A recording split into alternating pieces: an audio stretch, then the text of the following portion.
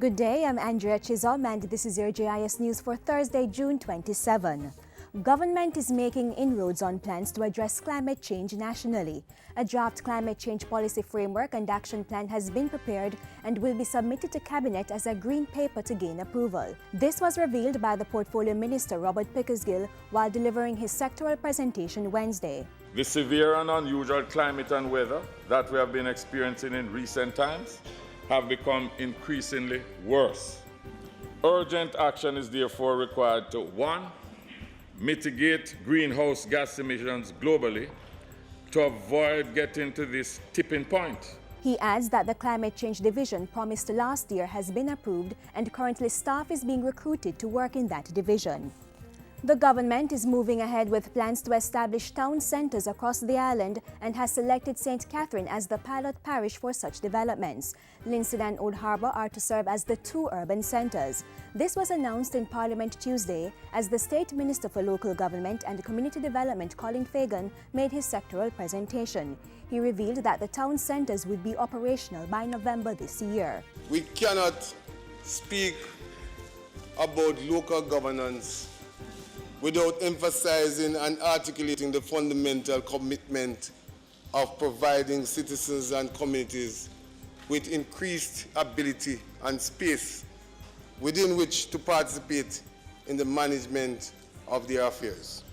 Under the project, job descriptions for town managers have been created and mayors and councillors in the parish of St. Catherine have been engaged and informed of their responsibilities. Mr. Fagan said discussions with stakeholders in Ocheria, St. Anne and Santa Cruz and Junction St. Elizabeth would also commence shortly with the plans for those areas to be transformed into urban centres.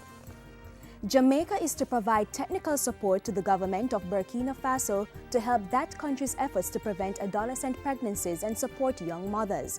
Information Minister Senator Sandra Faulkner made the announcement Tuesday during a study tour of the Women's Center of Jamaica Foundation with the First Lady of Burkina Faso, Her Excellency Chantal Compaoré.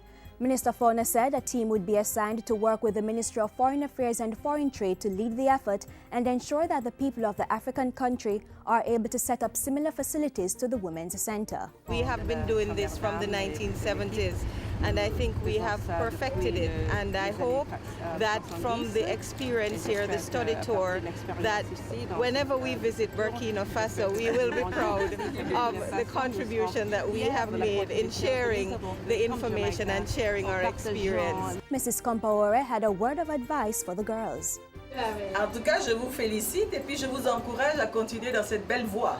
At any rate, I'd like to congratulate and like to encourage you to continue as you are doing now. First Lady Her Excellency Chantal Compaoré arrived in the island Monday for a 6-day working visit. Ahead of the visit to the Women's Center, she paid a courtesy call on the Information Minister, where she was presented with some of Jamaica's finest spices, including our coffee. Chairman of the Jamaica 50 Legacy Committee, Billy Heaven, has confirmed Culture Minister Lisa Hanna's statement in Parliament that the legacy projects are on schedule. He says the 25 projects selected are either completed or in various phases of completion. Chase has provided some $400 million towards the Jamaica 50 legacy projects. And we are supporting 9 basic schools to the tune of $235 million. Mr. Heaven was speaking at a recent groundbreaking ceremony to reconstruct the Marley Hill Basic School in St. Catherine. And finally, 2 non-governmental entities, the Agency for Inner City Renewal and the Council for Voluntary Social Services, are teaming up to empower Trenchtown residents and bring investment opportunities to the community. They are hoping to achieve this through the recently launched Trenchtown Trade and Investment Fair, which will occur in November. It is really intended to change the lives of individuals, entrepreneurs, and enterprises at the base of the pyramid. Public Defender Earl Witter lauded the Inner City Upliftment Initiative.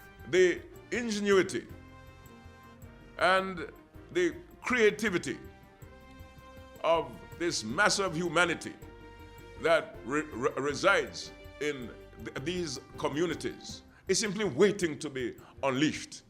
And that's it for GIS News today. I'm Andrea Chisholm. Thank you for watching.